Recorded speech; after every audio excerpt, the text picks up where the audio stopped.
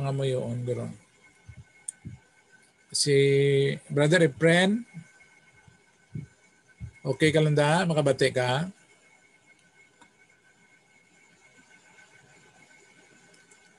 Okay daw, hindi sa kabati. Oh. Yan, mute lang.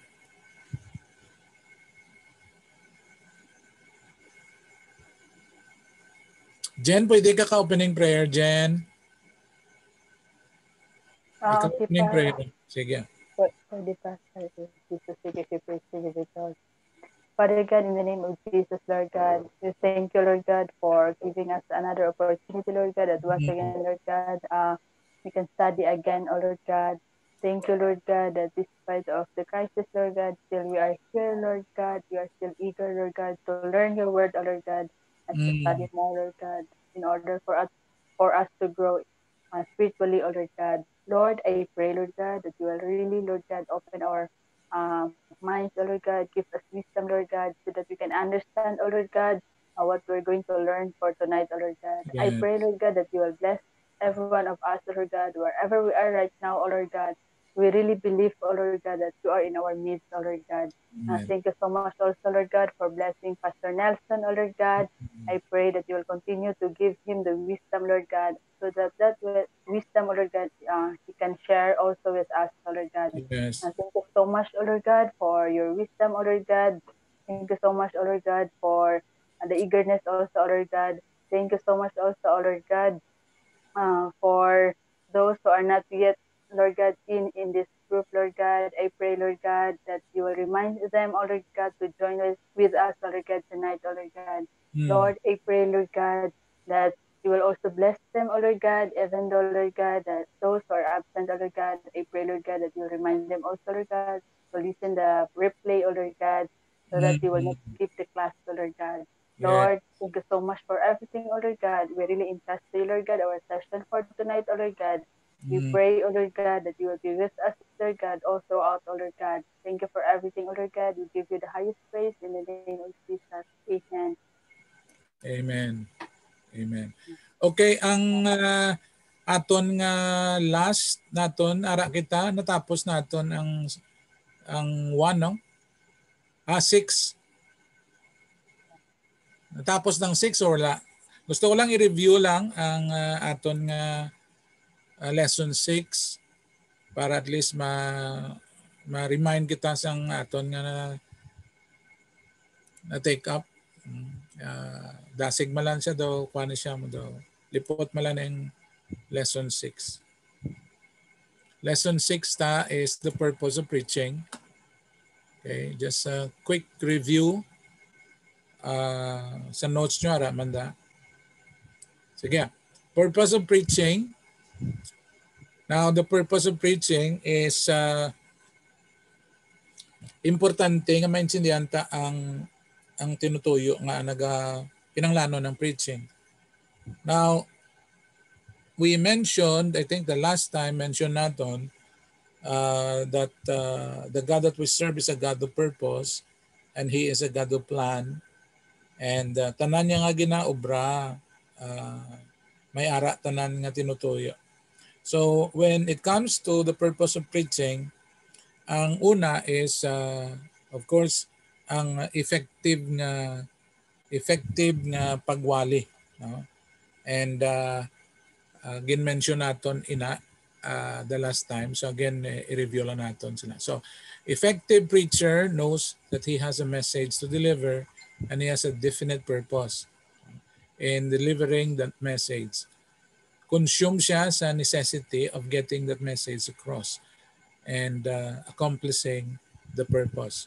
So, kinala maintindihan ta, every now and then may opportunity kita to preach. We have to look at and to understand what is the purpose and how can we deliver the message so that it will be heard. So there is a need for people to know and to hear the message of God. Now there are three or things that we consider as general purpose of preaching. That preaching should be for the purpose of edification and should seek to accomplish the same things that Paul prayed in relation to to the saints. Bakit the edification is to strengthen, edify, no? When you talk about strengthening, medyo ang components ang mahambal naton purpose sa preaching is to edify, to make believers mature, no, sa ilang walk sa life nila.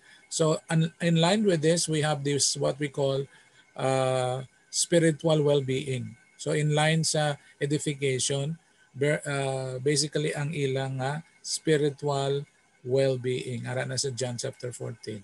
Then, that they might be healed through preaching of the word. You realize that Jesus, bago niya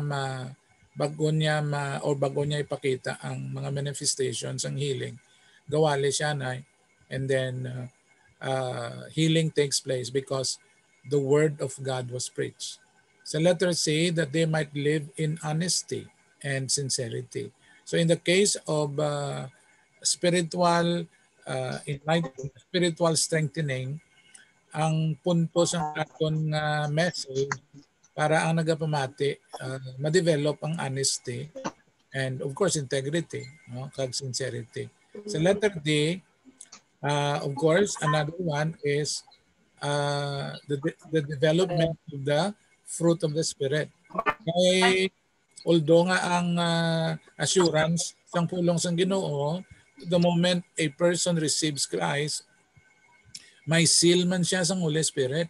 And that seal of the Holy Spirit, hindi lang na siya marka, but with the Holy Spirit assurance, speaks also that there must be a manifestation of the fruit of the Spirit. So ginatudlo kay ang tao o ang believer hindi makaintindi kung ano gid bala ang role sang balaan nga espiritu. So unless nga maintindihan ini, then hindi nila magamit or hindi nila ganit maintindihan what are the fruit of the Spirit. No, the fruit of the Spirit consists of 9 fruits. No, so kinanglan itudlo ina. Letter A, that they might know the will of God. So one of the greatest purpose sang preaching or teaching is that believer will be able to know the will of God. Now, I think it mentioned ko last time when you talk about the will of God, also speaks, ang will of God also connected sa calling. No? If God is calling you, that's the will of God also. It also, ang will of God is also the same as purpose. The purpose of God.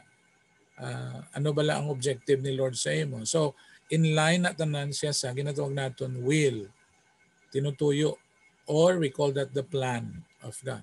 Letter F, that they might walk worthy of the Lord. Inang hindi lang ang believer, hindi lang sila by name, but ang ilang lifestyle, because when you talk about walking implies lifestyle. No? So hindi na pwede nga mahimo sang believer unless there is a preaching or an understanding of the word of God. Amo nang importante gid ang magtudlo, magwali kag tawag naton sini hatag sang time. Sometimes we call that discipleship. Bangod dira ang opportunity naton to be able to become a channel of God's word. So we become the mouth of God, mouthpiece kita sang Ginoo. Then also nagbalik. Also that they might increase in the knowledge of God. Amo na yung pinaka-importante man sa tanan. Hindi lang madamo ang aton nga mabalaan sang verses, but also maintindihan naton ang the word knowledge of God. It all centered on God. Ang aton ginawali gasentro ini sa Ginoo. So it is done through teaching and preaching. Letter H, that they might be strengthened with all might. Now, may ara kung kaisang damo ka nabalaan or mga Kristiyano damo nabalaan sa pulong sa Ginoo, but however kung kaisa weak sila, no? So that's why nga may ara kung kaisa sa wali, we can concentrate on preaching that somehow ang pinaka main goal is to strengthen their faith, no? Kasi when it comes to strengthening, there must be the strength from the inside out. Hindi lang sagwa, kundi sa sulod. So ang preaching or ang teaching also is addressing this issue, which is spiritual strength. Spiritual strength. Letter I, that the patience of Christ might be worked in them. Isa pa gid ni, no? Another aspect sang ginatawag naton objective sang preaching is that ma-develop ang aton nga pasensya, humility nga ara sa Ginoo. Kay kung aton lamang limited, no? Pero kung maintindihan naton that sometimes ang pasensya ta mo gina kumbaga gina stretch, no, gina stretch, and it must be understood by people. So the preacher has a very important role for the people to be strengthened. Letter J, that we might fulfill their call in life. So ang objective ta hindi lang para makawali, hindi lang para hatag kita sang pag-intindi sa ila, but until a believer wala siya sa lugar nga naintindihan niya na ang iya kabuhi, ang iya nga agin tawag siya sang Ginoo, kag nga ang first and foremost nagiging Christian siya. So sometimes ang believer balaan hasta lang siya nga member sa simbahan, but he or she doesn't do anything at all kay hindi nila naintindihan ang calling or ang will or ang destination, kundi ingid bala ang journey or di ingid ang assignment nila. So dire naga amo ning pinaka-importante nga role sang preacher, no, to let the hearers know or the believers know that God has called them to a specific assignment. Letter K, that they might bring glory to God's name. Now when you say you want to glorify God, see to it that ang ginahimo ni Lord, ang gusto ni Lord nga himuon mo, ginahimo mo. So kadamo sa mga Kristohanon nga thinking that abi nila attending church is already enough. Pero hindi enough. Ang attending church is just an opportunity para maintindihan nila, especially kung ang ginagamit ng Ginoo are the preachers or are the sharers of the Word of God or the teachers, para nga ara sila sa insakto nga lugar kag insakto nga tinutuyo sa Ginoo. Kay kung hindi ikaw sa plano sa Ginoo, baski nagasimba ikaw, kung ang imo kabuhi wala nagatindog sa kung ano gid bala ang plano ni Lord sa imo, wala ka nagahatag sang wala mo gina ang picture sang Ginoo sa imo or the image of God in you cannot be seen. And that's where we sometimes misunderstand the word glory, because glory basically means it's the image, no? It's the image. It could be kultura sang Ginoo na makita sa imo. And the only time nga nagiging ma-maximize mo kung naintindihan mo na ang assignment mo sa imo kabuhi, so that you can maximize your life. Tanan nga gifts ang Holy Spirit, tanan nga potential nga ginhatag ni Lord sa imo kabuhi, magamit nimo. So that's why ang assignments ng Ginoo sa aton hindi palareho. We have a unique purpose, we have a unique assignment in life, and so therefore that makes a church unique also. Kag kumabalaan mo ang imo man nga assignment, you don't need to tawag naton sini compare. No? Hindi mo dapat ma-compare ang imo ya ginahimo sa ginahimo sang iban nga Kristohanon. Kaya nga, unique ang kada isa kag isa. So dere sa preaching, maintindihan nila, especially if the preacher knows how to really hear and able to obey whatever the Lord wants the person or the preacher to share or to preach or to teach. Letter M, that they might know the power of God in their life. Masami mo ni, no? May ara malan kung kay isang damo na balaan sang pulong sang Ginoo, but there is no power.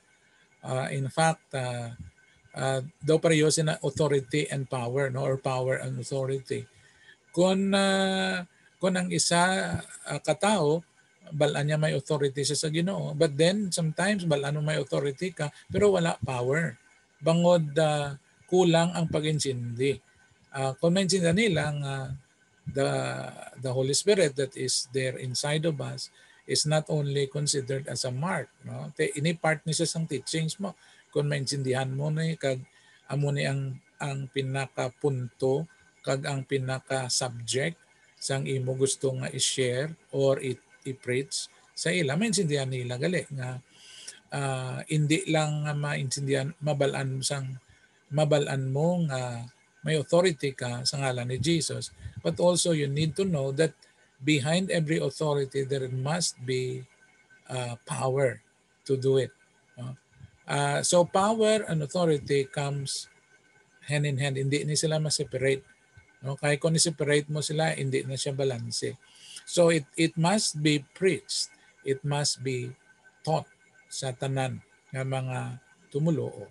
And then another one, that they might effectively communicate the faith to others. So muning pinakadako man nga purpose o tinutuyo sa preaching or teaching the Word of God, ang pinaka generally it is to strengthen the faith. Now kahit yung basang Bible that faith cometh by hearing and hearing by the Word of God. So kung insakto ang ginawali, insakto ang ginatudlo, definitely ang result sina, ang pagtuo sang hearers will be strengthened. So amo nang pinaka-objective sang purpose sang preaching. Okay, let's go to the next one. We have another one. All preaching should be accomplished or all preaching should accomplish some general spiritual results. Ano mga spiritual results sini?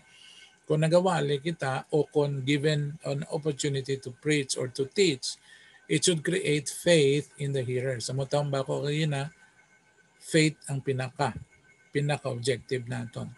Again, Romans 10, 17 or beginning sa 14 to 17, it says that faith cometh by hearing and hearing by the word of God. Wala na sang iban pang source or resources nga ma-strengthen sa aton pagtuo kundi ang pulong lang gid sa Ginoo. Why namo? Kay ang sa Bible, faith comes from by hearing and hearing the word by the word of God. That means only in the word of God or through the word of God that we will be strengthened. So kung ang pag-preach sang isa ka preacher o sang isa ka teacher masyado ka klaro, definitely there will be strengthening of faith. Kung ina nag-address kay God, so definitely faith in God. Or faith in His Word is the same. Now, we have also another kind of faith you mentioned, faith for freedom, healing, and deliverance. So tanan ini, it's all about faith. We have also faith to live for God. That means a lifestyle of a believer, living life, our life for God. So it's all about preaching of the Word of God. Now, letter B, it should be something that will give direction to the hearers. Maskin kung kaisa Kristohano na ang nagapamati, pero kung kaisa, in fact, hindi lang kaisa, but most of the time, kinahanglan sila sa direction. And the Word of God is so important nga it can give and bring directions sa mga nagapamati. Letter C, it should bring change also to the people's lives. Wala nakitabalaan sang may hindi lang kung isa baskin ano mo ka puwersa sa tao nga magbago. Hindi mo siya mapwersa kay kung hindi gusto magbago, hindi na siya magbago. Mga tao nga ginbutang gani sa prison, sa prisuhan, maskin pila na sila katuig, pagwa nila daw wala mangyapon pagbago. But there are those nga na-expose sila sa Word of God and naintindihan nilang pulong sa Ginoo. That's where true change comes. So ang iban nga sa sulod sa prisuhan, mayara gadya pagbago. No? Not because nga ginpriso sila, but because may opportunity sila nga nakapamati sa pulong sa Ginoo bangod it was being preached. Kaya the Bible is very clear sa Isaiah 55, no, 11, that the word of God will not return to him void.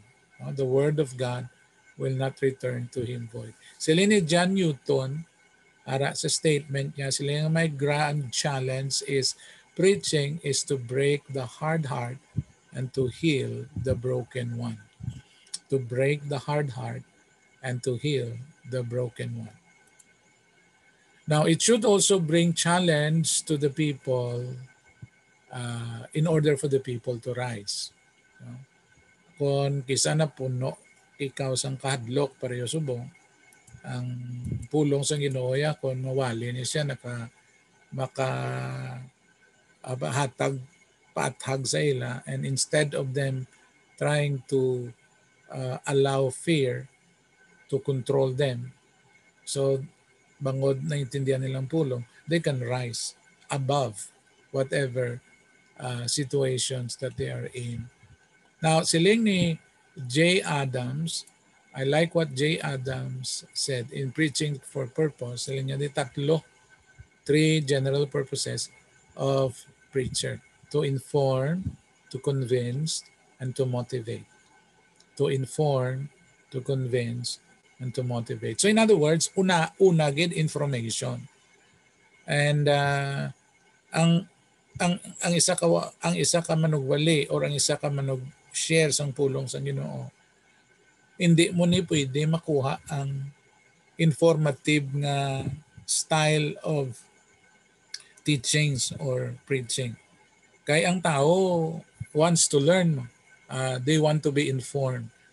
So that's why ang pulong sa Ginoo kag ang nagawali, importante maintindihan yan the importance of information. So first, it must be for information. But wala lang tagapabilin nga gintagaan ta sila informasyon, because we go beyond information, and that is for them to be convinced. Pwede nga mahatagaan mo sila sang information, pero may ara nga nakabaton information, pero hindi sila convinced. Hindi sila ma-convince. They're not being convinced by whatever information they have. Pero ang aton objective is not only nga ma-inform sila, but after sa information, ma-convince sila that what you have just said is actually true. And then, this lead to the next, what that is to motivate. So motivation will bring an impact to the hearers now. Ma-motivate na sila whether ang message is all about transformation or is all about changing your kind of attitude. So, ma-motivate sila to follow. Now, there should be a specific purpose that the preacher hopes to accomplish in every message preached. Ano ini? Number one, the preacher should ask 3 questions. Ano ini? Why have I chosen this topic? Nga amo niging pili ko nga text or amo ning pili ko nga topic. So you have to ask this question. Ikaduwa nga pala mangkutanon, what do I hope to achieve? Ano ba lang akong objective? Ano ba lang akong desire nga kung mahatag ko ni sila nga information, ayhan bala ma-convince sila or ayhan bala ma-motivate sila. Letter C, How do I want people to respond? So in other words, the preacher must have this kind of question that at least after your preaching, pwede mo ma-evaluate ang imong kaugalingon. Kay bangod sa sining palamang kutanon. Ayhan bala kung ang imo purpose nga mag-respond sila sa kung strong ang imo abi i-share, what do you see at the end of the preaching? What do you want what will be the outcome? So to ko ng outcome mo, makita mo nga, I want to say that people will probably ask forgiveness kung if it is all about sin. So kung makita mo ang response ng tao positive, then definitely ang imo objective na naabot mo, na fulfill mo. Number 2, the preacher's purpose should be clear to the congregation. Muna nga parts ang aton nga outline isa na nga dapat naton maintindihan is ang aton nga goal. No? That's why there is what we call proposition. What do you want to propose? So kadtuan naton ina later on. So you must have a clear understanding of your purpose so that ang congregation maintindihan man nila. Number 3, the preacher should actually feel that he has a vital message to deliver that the people absolutely need to hear. Muna nga kinanglan maintindihan mo ang climate, ang atmosphere sa congregation para mabalaan mo nga at least beforehand mabalaan mo ang atmosphere and do hindi ka layo ang imo mensahe, hindi layo sa sitwasyon nila. So that's why when you look at Jesus, balaan niya.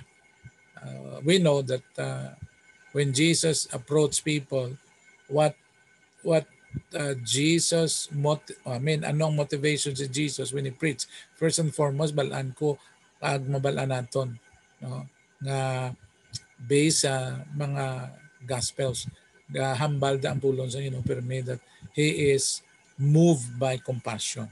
No, he was moved by compassion. That's why with that feeling, naintindihan niya kung anong environment.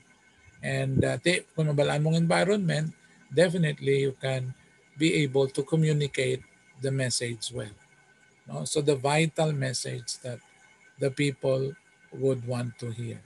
So if this is going to be if this message is going to be communicated, the preacher must have this. Have confidence in him or herself. Kay ang rason kung isa daw hindi ka confident is because daw ang mensahe mo probably it doesn't address the issue of the congregation or the people nga mahambal naton amo na siya ang dapat makabaton sang mensahe sang pulong sa Ginoo. But if you know that you have a message to tell them, then you will be able to build a confidence. Then letter B, you must also be interested with what he or she is doing. Be interested in what he or she is doing. So there must be an interest. When you preach, not only confidence, but ikaw mismo na-bless ang imo mensahe sa mga tao. Let us say, be intent in getting the message. May intention. No? May intention ikaw. What is your intention? This is what I have told a while ago, your motivation. Letter D, generate enthusiasm as he or she speaks. So, importante ni siya. Okay, kung ikaw nga nagamiton sa Ginoo, wala ka sang enthusiasm, wala mo ginapakita, then I think your hearer will also be affected. In other words, kung enthusiastic ikaw, confident ikaw, interesado ikaw, magwa na ang enthusiasm mo sa pagwali or sang pag-share, sang pulong. Sang ginawa. Number 2, what are the attitudes in preaching that will help to ensure that the purpose is accomplished? Letter A, preach with passionate heart. Now, sa linggo na kagina, this is the kind of emotion that Jesus did before he preached. No? He is filled with passion, no, for what he is doing. Now, ara ang mga verses that dira, I think sa notes nyo ginhatag ko. Now notice some of the biblical words that are used by Paul to describe how he spoke to them. Ari ang mga tawag naton expression of the passion ni Juan, no, ni Paul. Okay, number 1, ara, persuading. Sa 2 Corinthians 5:11, he used the word persuade. Persuade means to convince by argument. So sometimes makita naton nga do pareho man sa kay Jesus, kung makita yung mga tao, the way he engaged with people, also it all depends sa ginawalihan niya. There are those religious people nga very strong si Jesus. Now same principle applies, ang gina-apply ni Paul man when he was preaching and used by God to preach. So he used the word persuade. That means convince. He convinced people. Sometimes he could use arguments when it comes to trying to stand to somehow defend the word that you are preaching. Then the second one is pleading.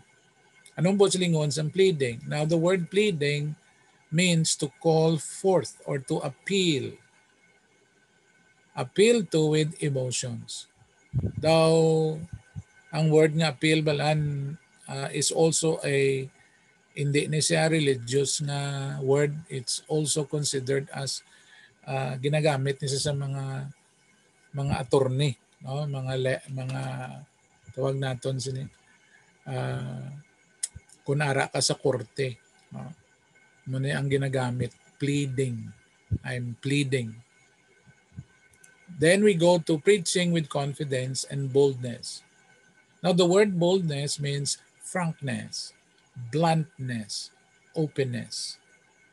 May tendency nga kung nakulbaan ang nagawali o kung nakulbaan ikaw, sometimes ang boldness might be hindered.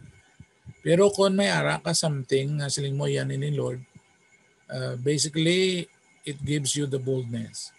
You become very frank and you are very open, blunt.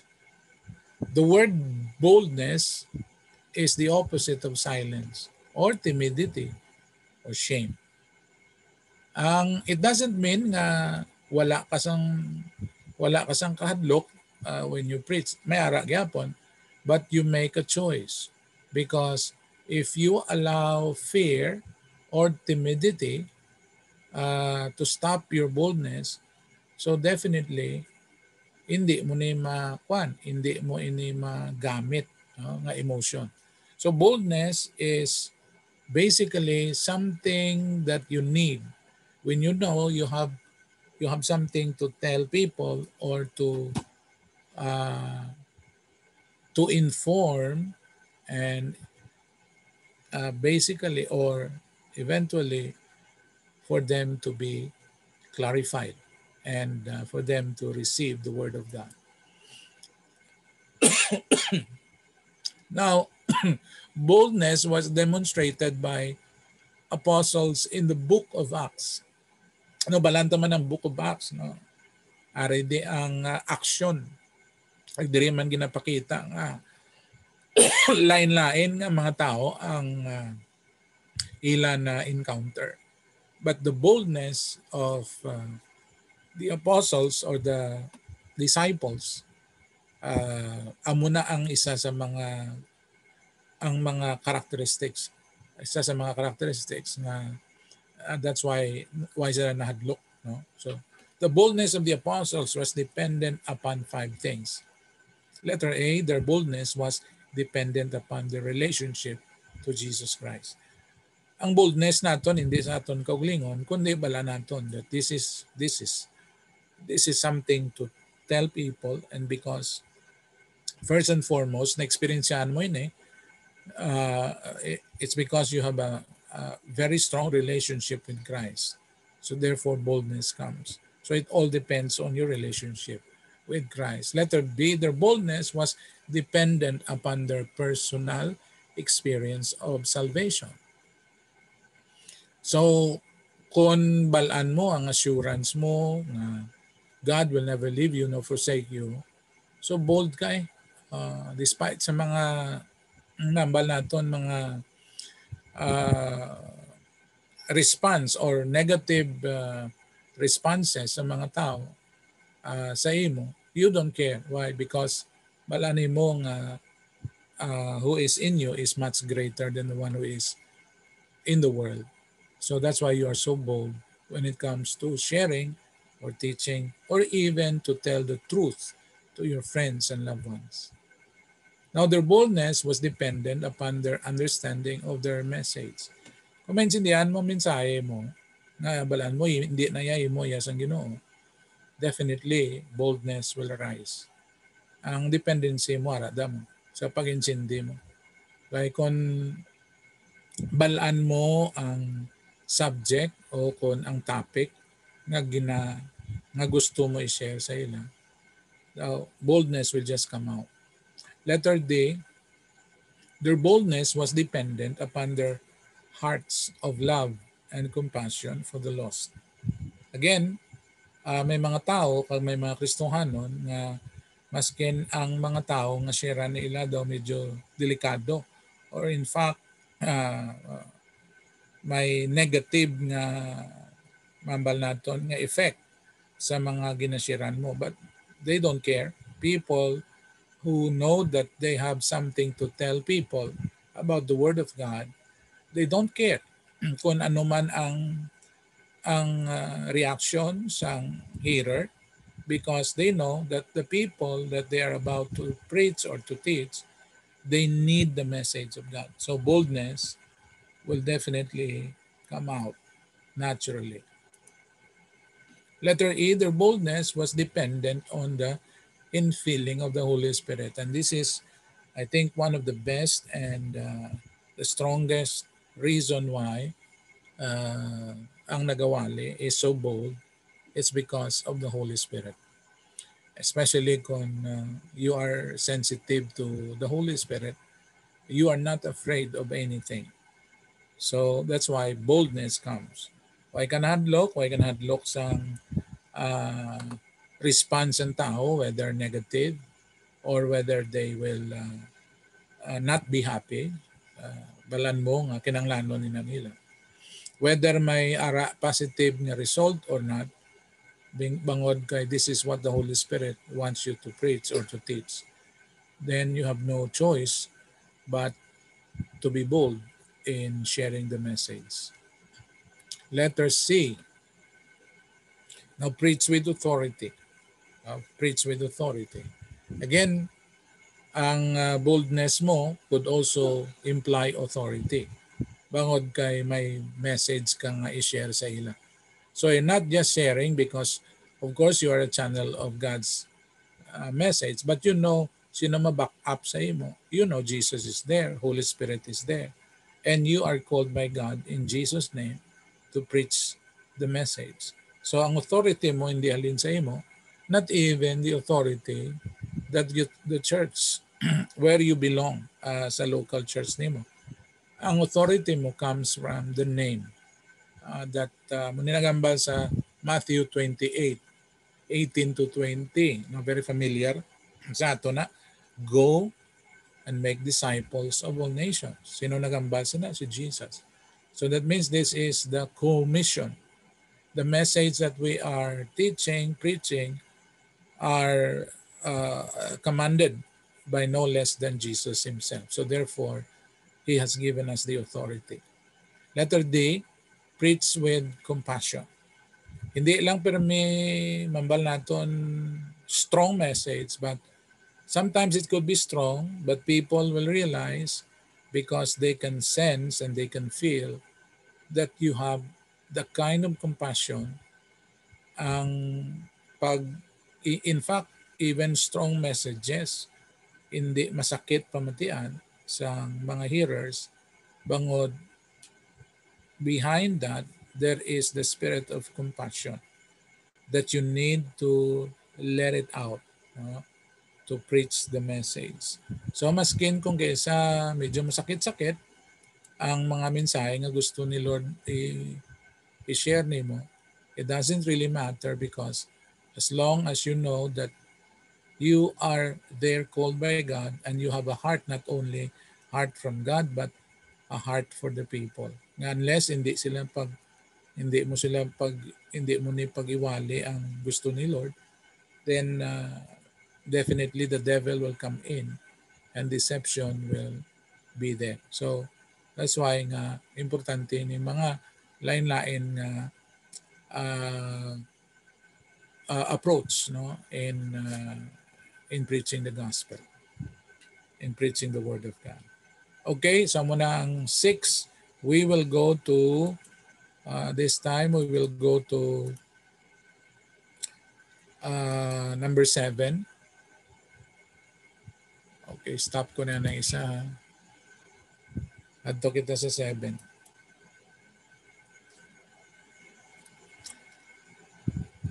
Now we go to lesson 7. And lesson 7 is the different kinds of sermons. In fact, kung tanawunta, kung tunan tagay damo nga sayo sang types of sermons, but in this case, tatlo lang ang aton tagaan sang importansya. So there are 3 main types of sermons for the purpose of our study. Okay, number 1, we have this expository sermon. Now, what is an expository sermon? An expository sermon are biblical sermon. Nga ang mambal ako biblical bangod sang principle nga ang biblical or ang expository is called biblical kay why ka nakuhaan iban nga resources kundi dira lang gid sa Bible. That means you are preaching from the Bible itself. And sa expository, you don't approach with a concept sa mind mo na. In other words, preconceived ideas.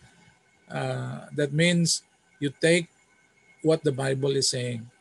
So when you approach God or when you approach the Word, if you want to study, kinahanglan way ka sang preconceived idea and then you try to look at the verses pero natapos na yan sa mind mo nga may ara ka na gusto.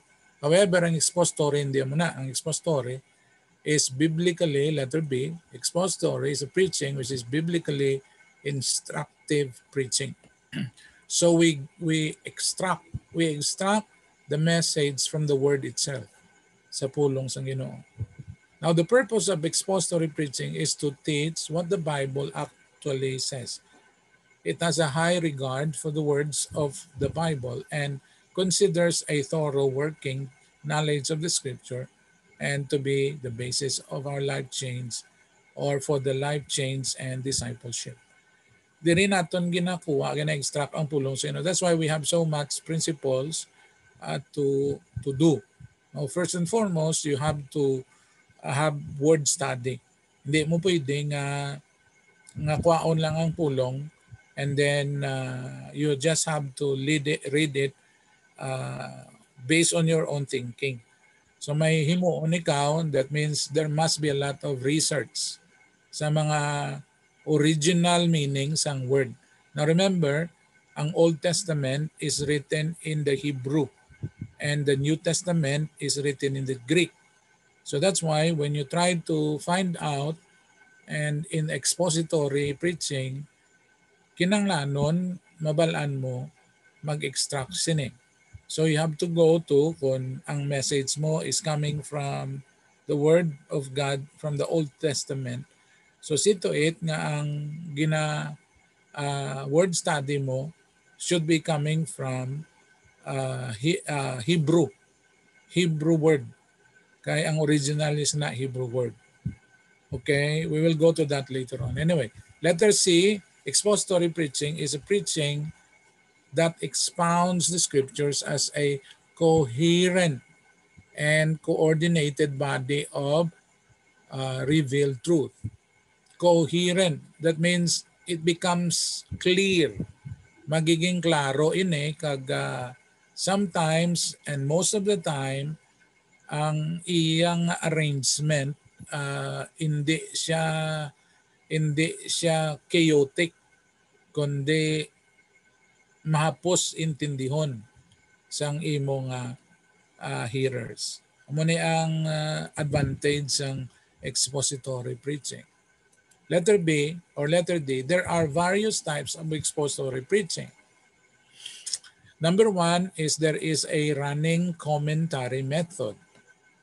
Now, when we talk about commentary method, it's a verse by verse. No? In this method, the preacher moves from book of the Bible verse by verse using research to unfold the accurate meaning of the text. So dira makita naton isa ini sa mga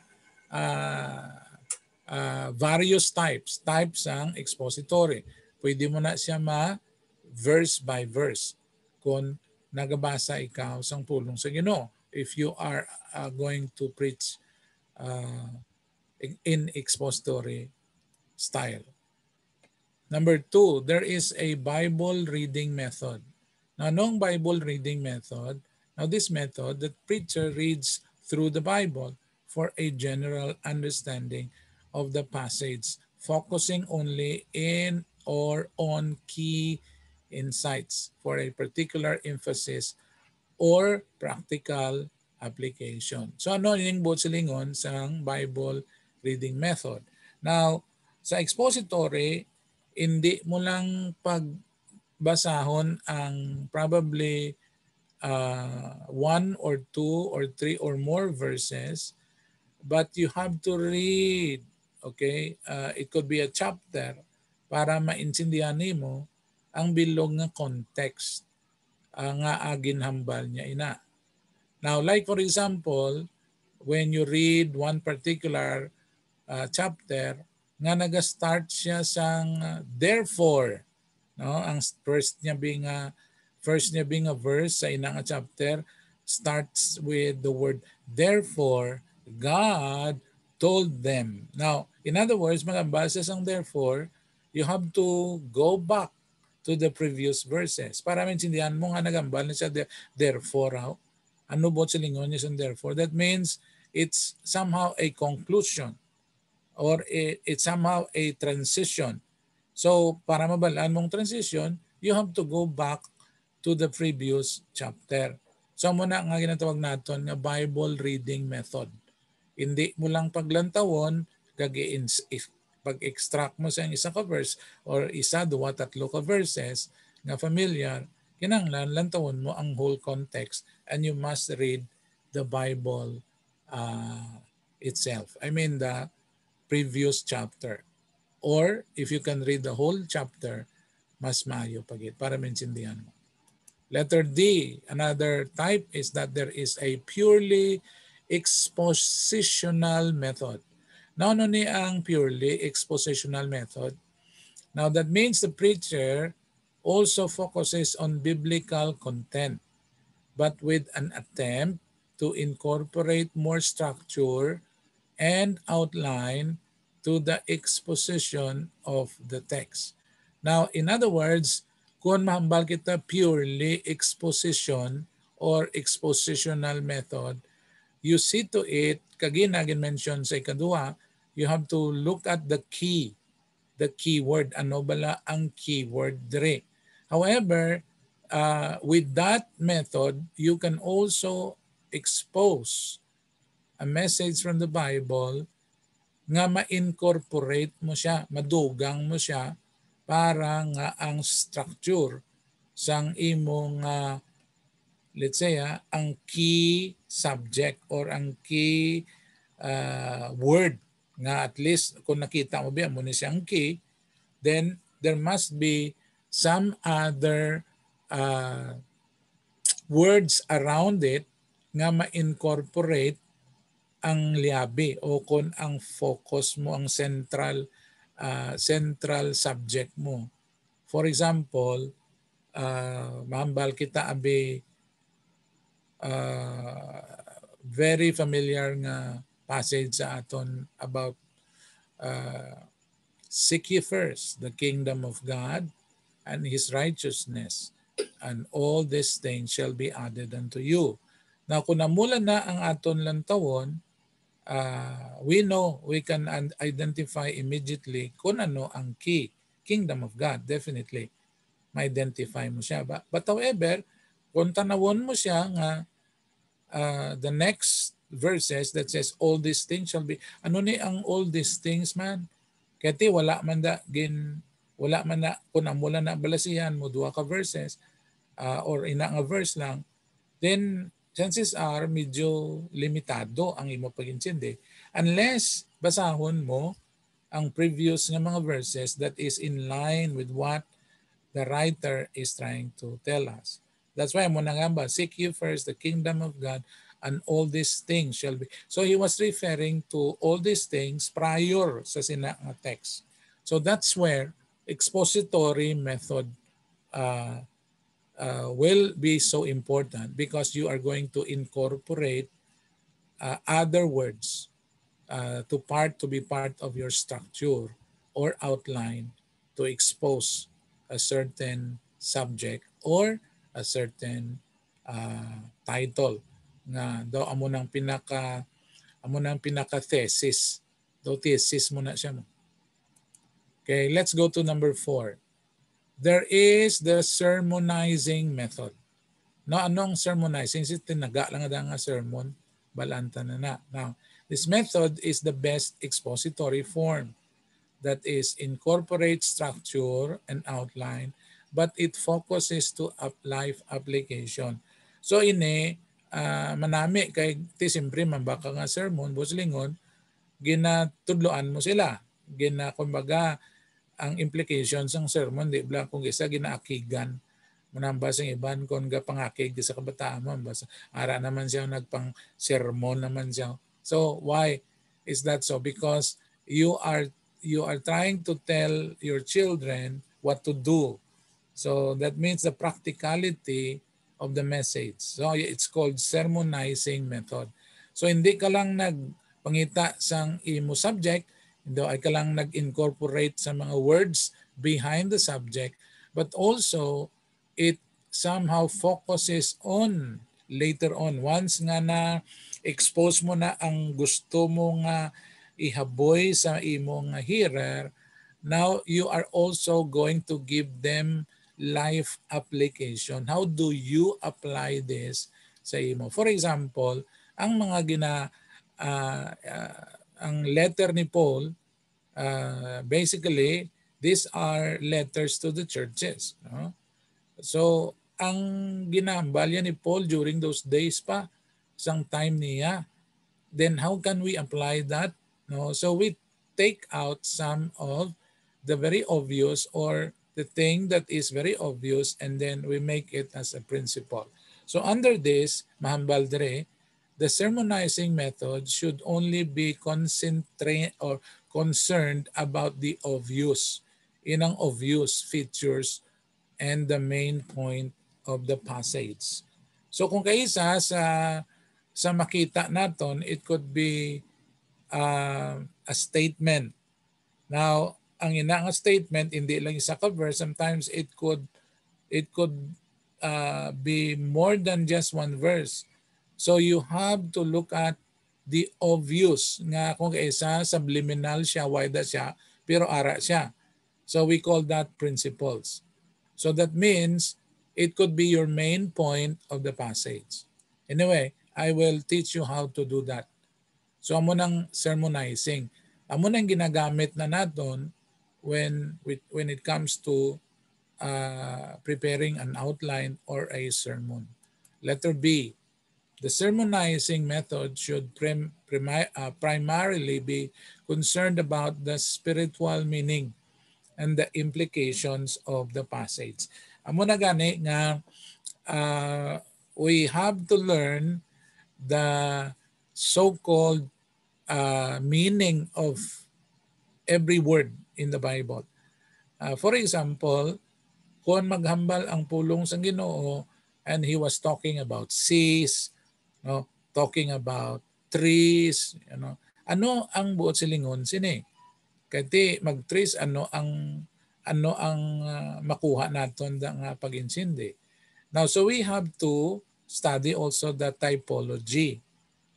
Sa Bible, we have the so-called typology, a type of. So when you talk about like seas, di ba sa end times, no? Nagambal dira sila niya sa time na sa white throne judgment, no? Di ba nagambal da sa Revelations 20, the sea give up their dead, no? What is the sea? In other words, it could be literally, but it must have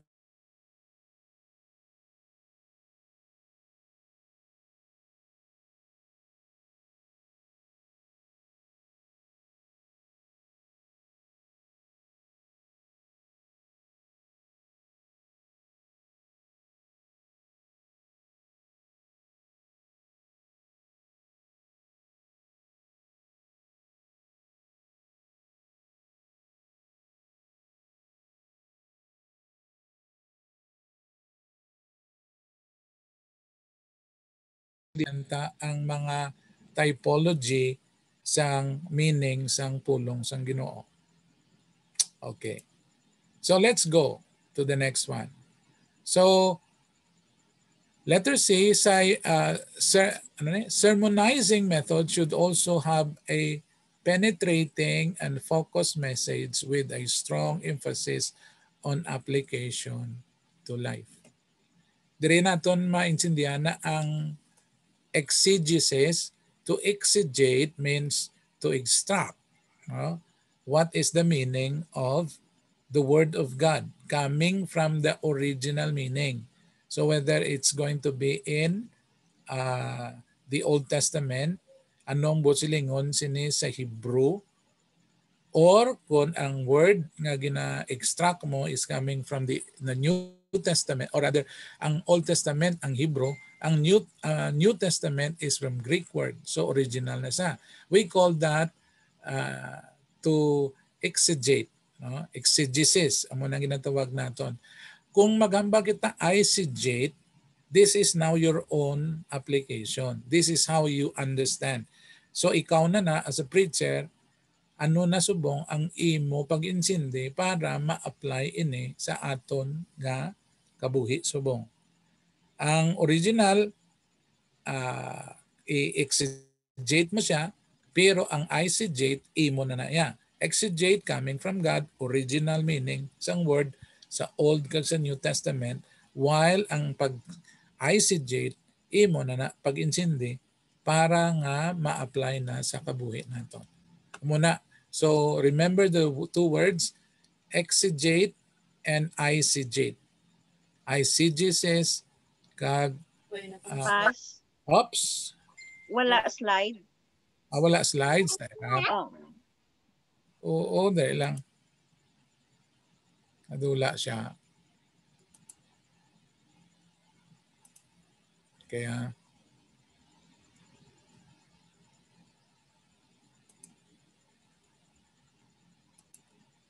ana?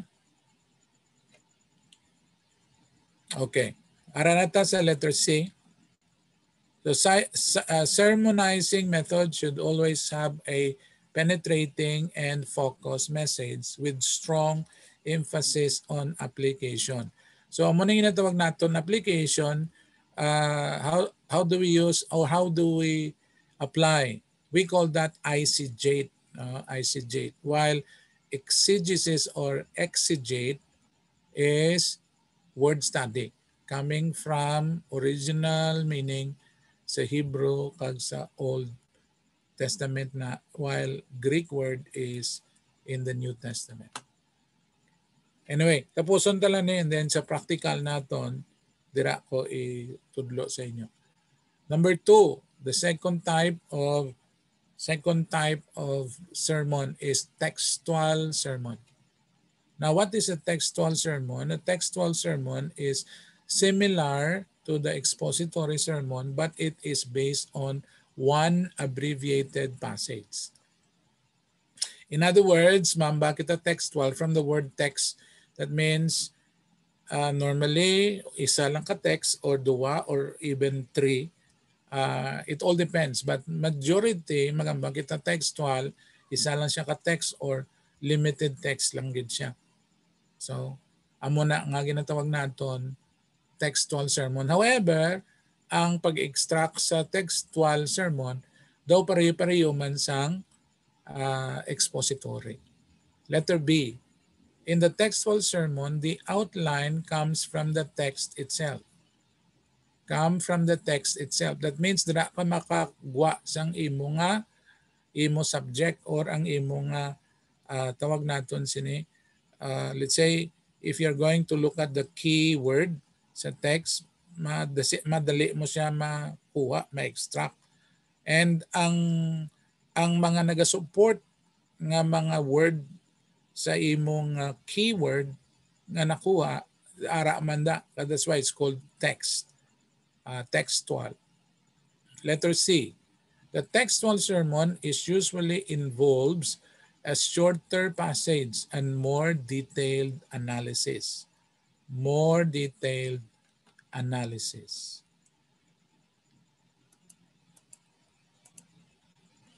The other one, the third one, is a topical sermon.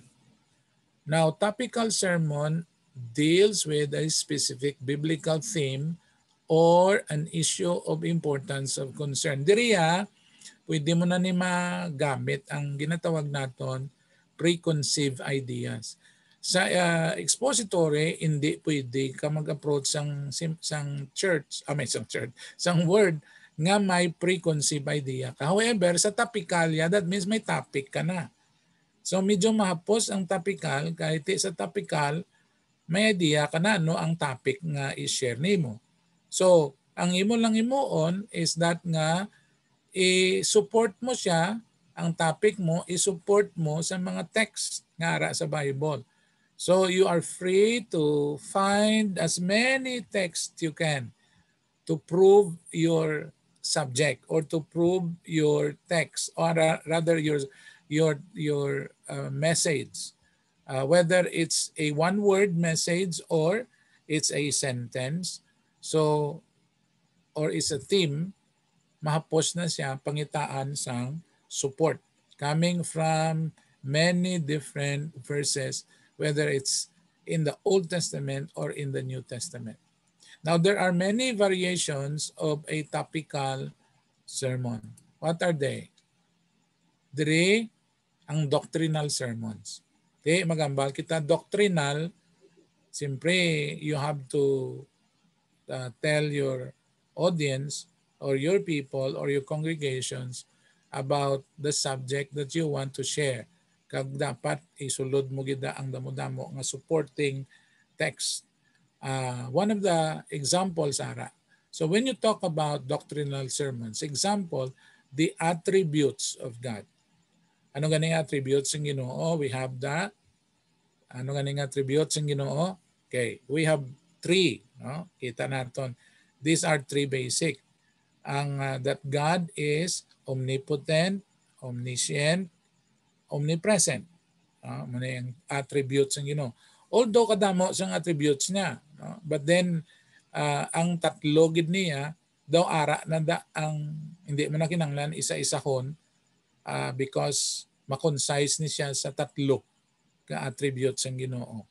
So when you talk about He is omnipresent, that He is present everywhere. So i-find out mo da ang mga verses to prove that God is present everywhere. So pangitaon mo na siya sa Old and sa New Testament to prove that God can be everywhere. When you talk about God's omniscient, that He knows everything. Kung present siya, biskin diin siya, ra siya mo nabla omnipresent. Kung ato ka to sa Amerika, ato man to siya. Te, kung ari ka di, amo nang balbla ni David, sila niya, where can I go where your presence is not there? When I go to the highest heights, you are there. When I go to the lowest deep, you are also there. Where can I hide? So that means David was talking about his being omnipresent. He is everywhere. Ang omniscient niya, he is all-knowing. He knows the end from the beginning. Balaan niya ang end sang kabuhi naton. Balaan niya ang katapusan sini. Because he knows everything. Nothing is hidden from God. Then we have omnipotent. He is all-powerful. Omni means without limit. Omnipotent. Mga baka omniscient, omni. Ang omni means there is no limitations. So that is the God that we serve. Attributes of God. So we call that doctrines. The doctrines of the attributes of God. Then we have the baptism of the Holy Spirit. So again, damo-damo ni. No? So you talk about the baptism. Now, you also have to identify when it comes to baptism, okay, there are different kinds of baptism. We have the baptism of the fire. We have the baptism of water. So in this case, it's only the baptism of the Holy Spirit. So word study ka man gapon to prove ano bala ang baptism of the Holy Spirit. Then we have the atonement. Atonement. Bala naton na atonement. In other words, mag-atone sa aton siya ang naghimo sang butang nga para ang aton sala makuberapan. So that is part of doctrinal message. So may idea ka na kung anong subject mo. Then some of the examples are authority of the believer or the church is another topic. So topical siya, bangod kay you are trying to prove that whatever is your topic, kinanglan isuportaran mo na. So mo ng topical. Another part of topical is we call it biographical sermon. Topical man sa gyapon. Biography. Biographical sermons are drawn from Bible characters who serves as a positive or negative example of action and their results. Example, Joseph. So when you preach about Joseph, then you preach about his dream, you preach about his probably his temptations. So these are things. Then what can we learn from Joseph? So again, it's a topical. But then you have to identify the biography of the person. In this case is Joseph. Damo, ara pa. Si Abraham, Sarah, David, Elijah. Sa New Testament, we have also some of the character like Paul, Jesus, John, so on and so forth in the Old Testament. Let's go to the third topic or topical is we call that ethical discourse. Ethics. Now, the ethical discourse draws from principles in the scriptures and applies them to issues that may not be directly addressed in the Bible. For example, social issues. Now, does the Bible talks about social issues? Not directly, pero ara. Mga issues like, for example, same-sex marriage, although the Bible is not very, matawag naton, specific about same-sex. Wala da nakabutang mo. No? Wala nakabutang. But we know, may ara sa Bible, subliminal, and some of them is ginbutang landa ang homosexuality. But pero same-sex, mga mo siniway. Muna nga may mga issues ang same-sex group about that because kay it is not mentioned. Like for example, smoking also. These are ethical discourse. Is it allowable in the Bible? Abortion, ara, topic na siya. Mga ethics ni, no? Prejudice, suicide. Now, does the Bible speaks about suicide? So, kinanglan mo na, no? Topical na siya. Then we have another one, word study. Now, a word study usually focuses on the word or one concept and bring a biblical challenge regarding the topic. Now, example is faith. So, faith, ang balkabis kan sa Old Testament, ara na ni siya. So, that's why nga, when you want to have a word study of faith, there are several kinds of faith. Diba si Jesus nag-mention about if you only have a faith like a mustard seed. Pero may time nga nagamba si Jesus sa ilang hindi bala atong mga disciples nagmangkot sila kay Jesus, teach us how to strengthen our faith. Now, so kung mag-study ka sang faith, now ano ba lang nga klase sang mustard seed kag why is it that Jesus is against about you of little faith? What's the difference between a mustard seed and little faith? So isa sa mga topic nga issues about faith. Another one, love. Love. So love can be considered, of course, para sa ato, normally we address issues like unconditional love, which is the love of God. But there are some other kinds of love. There are different kinds of love that the Bible mentioned. Five types of love. Then we have obedience, prayer, holiness is also one of the topics that deals with topical. Or, number 4, a combination of all. Anong bosilingon sini combination? It could be a combination of the 3 types of preaching. We have, pwede mo siya ma-combine. No? Ang expository, you can have a topical but expository in nature. Hindi lang siya, pwede mo man siya gapon mahimo nga topical, pero the way you study it is you study it word by word and you are extracting words. At the same time, it could be expository in nature. Okay, so muna. So when you talk about preaching, preaching is not always an either-or situation. Any given sermon may use elements from all of the various types of preaching. Okay, so I think we end with this and pwede natin i-open sa questions.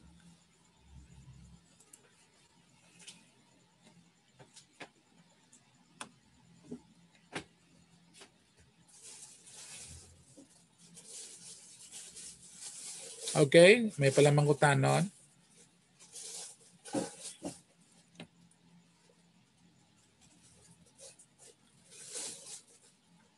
May clarification.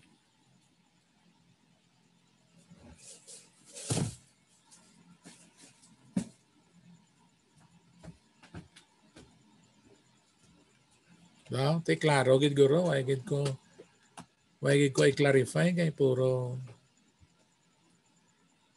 wala. Wala, pass. Intindihan? Ayo. Si Rachel, may okay ka lang na? Pastor, Yes. anong buot silingos ang the sea will give up their dead? Oh. Gin-mention ko na it's because importante when we try to preach, no? Ang iban sa aton.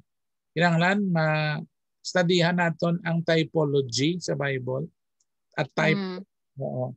So, kay damo nga mga word nga hindi mo siyang kwaon lang literally, insindihon literally. So when you talk about like sea, ang implication siyang sea normally is about people mo. Muna. So kung insindihon mo siya sa literal, kung isa hindi mo siya Hindi mo gid siya nga maintindihan nga abi mo amo gid ni siya. But actually ang buot silingon sa C, it implies also people. Like for example, hindi bala may ara sa Psalms and may kanta kita nga the trees in the fields will ano ganina? Clap their hands. Clap their Will hands. clap their hands. Yes, kakita ka na sang trees nga nagapangalap Clap. no? So this is a type of people. No? The trees will clap their hands. That means people will clap their hands.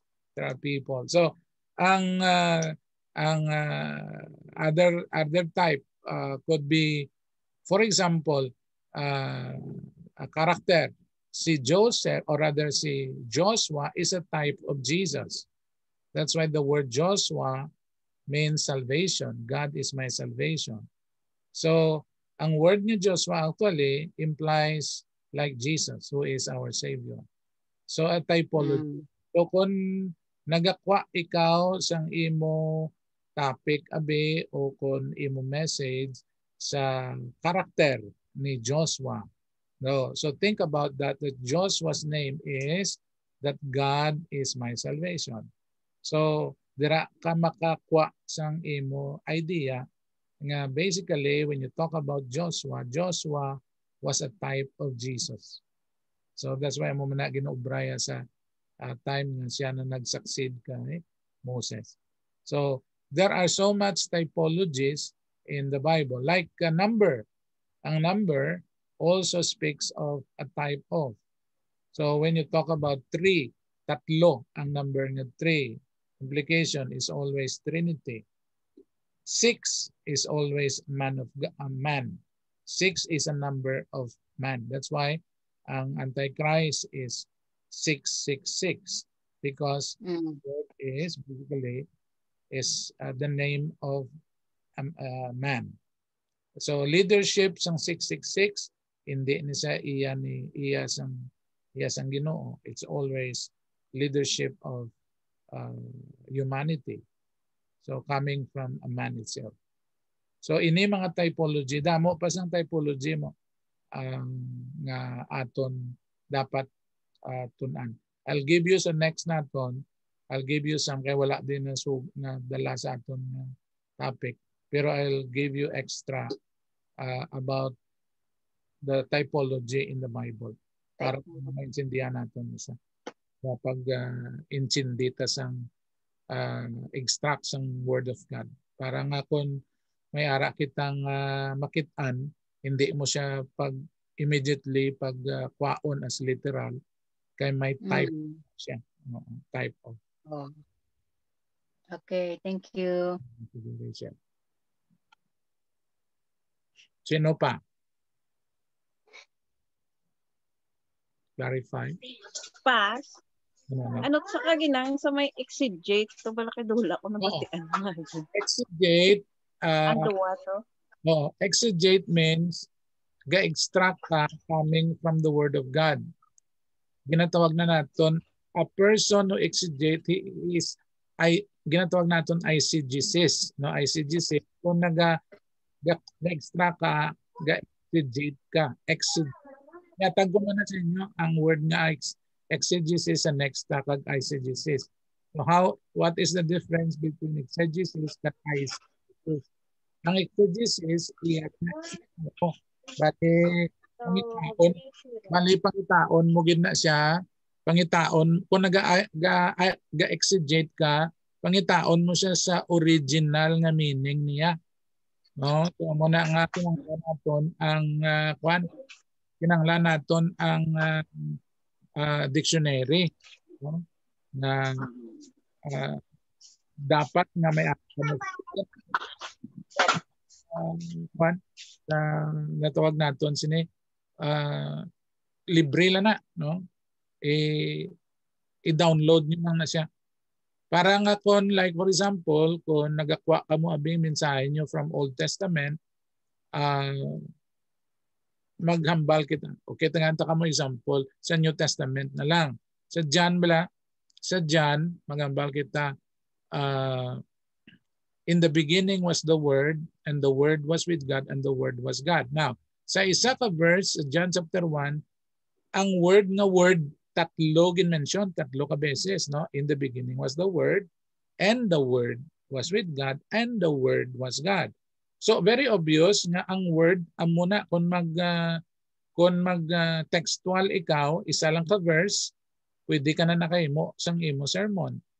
Pero mabalaan mo na immediately kay basta ka tatlo o kung sobra nga gina-mention ina, amo na sa balibot silingon, amo na siya ang pinaka-subject sang sinang text.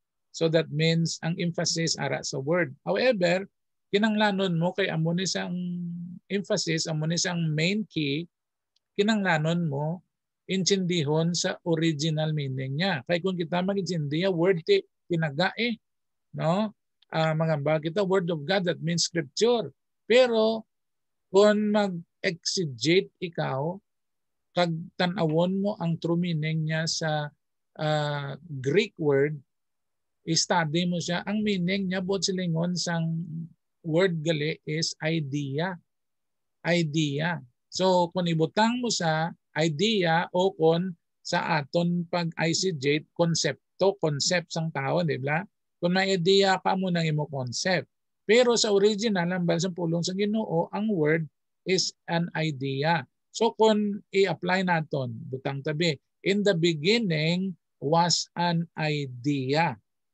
And the idea was in God. And this idea is God. So pa mo na. So that's why mas clear siya. Kaya nga sa totoo lang, sa beginning, ara ang idea sa Ginoo. That means ara ang plan na sa iya. Now sometimes idea could mean concept or could be plan. Di ba ang plano naton hindi na siya makitaan anay. Ara na siya sa mind ta mo. So ang ginawa mo na from the beginning, it all starts, ang creation niya, it all starts from his thinking, from his idea. And then this idea, in fact, kung basahon ta sa the same chapter, verse 12, hindi ba nagambal siya, and the word became flesh. Di ba mo nambal niya? So same word nga nagyapon, ang word, idea gyapon niya. That means, ang idea becomes a reality, flesh na mo. So that means, amo na nakitaan mo na siya. And that is the person of Jesus Christ. So from the beginning, maintindihan mo na nga God is a God of plan, a God of idea, is a God of objectivity. So diri makita ta na nga ang Diyos naton hindi lang siya nga He is a mighty God, but He is a God of ideas. Everything starts with an idea.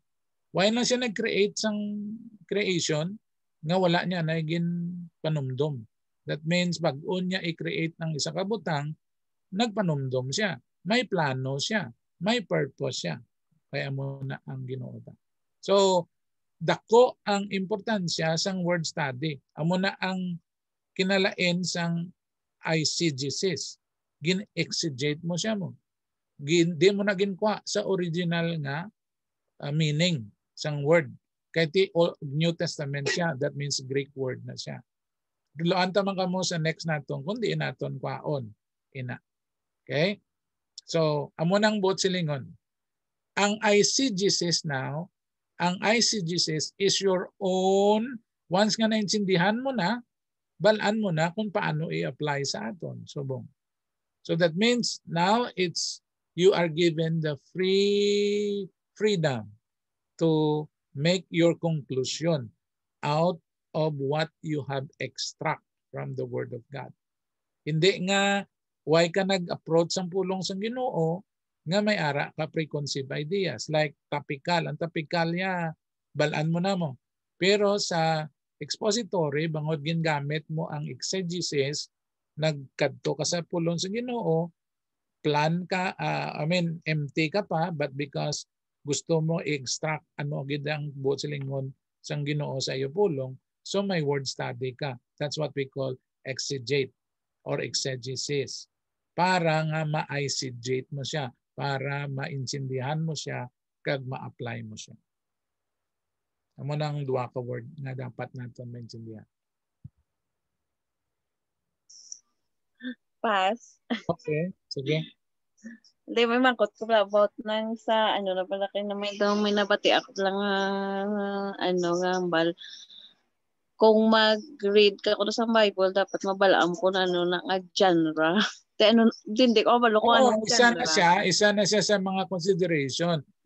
Oo. No, sang ano na siya ginsulat amo na mga genre. Kung kaysa may ara sina nga pwede mo man maintindihan whether like sa Old Testament may mga tawag naton sina nga ang type sang pagsulat sina niyan ano nga type, like for example kung tanawon ta kay Songs of Songs kay Solomon, no daw kuha na siya daw binalaybay bla daw mo na nga type, so mga genre na siya. Genre could also be during the season. So, i-consider naton ang sang Old Testament, ano bala ang ilang background, ang background sa tong time. So, these are considerations. Hindi lang ang background, but also ang ilaman nga ang ilaman nga kultura. What is the culture during those days? Sa Old Testament times damo gid ka nga maintindihan nga amo na sang una nga like for example gina-allow sa to nga subong hindi na, hindi bala sa mga kingdom time gina-allow ni Lord nga ang mga hari damo-damo asawa nga subong hindi na pwede na mga amo na bala. So you have to consider that when it comes to extracting the truth about that. So mo na mga genre i-consider na siya. So there are several considerations nga sa practical na naton para at least maintindihan nyo nga hindi ka immediately maghimo sa conclusion mo without first trying to understand the surrounding environment kung diin mo ginkuha ang ina nga message.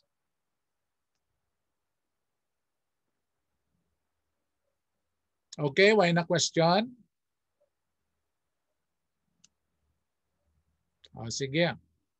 Okay naman siguro. Jen, okay ka na Jen? Why ka na inugdugang? Pamangkot? Okay lang Pas. Klaro. Sige. Okay, so kung wala na, kasi kuha nagwa na. Do kulang na isa to. Okay, so kung wala na, sige mga muyo ta, and then we will continue sa Friday. Kag maka-practical na kita kay tapos na ang 7. Although may 8 and 9, tapuson ta lang 8 and 9 sa kwan, and then we will go to practical.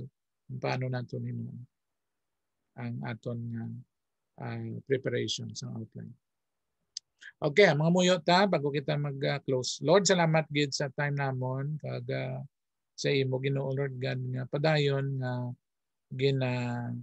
prepare especially sa tagsa-tagsang probably wala sa ila panguna-una whether they're going to become preachers or teachers later on.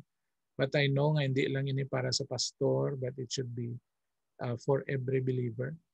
Kaya they need to prepare themselves, always prepared bangod kay may mga opportunity nga wala ang pastor, wala ang iban nga mga ministers, but ara sila to be able to become a channel of God's blessing, God's voice to other people, to their friends and their loved ones. So I pray God nga i-prepare mo sila, they know what to do, they know how to make themselves available in season or out of season. So I pray, Father, nga ini nga subject will help them. Hindi lang para preparado sila sa pag-share, but also it can benefit them in understanding the Word of God. Nga hindi lang hapaw, but Lord, they can go deeper.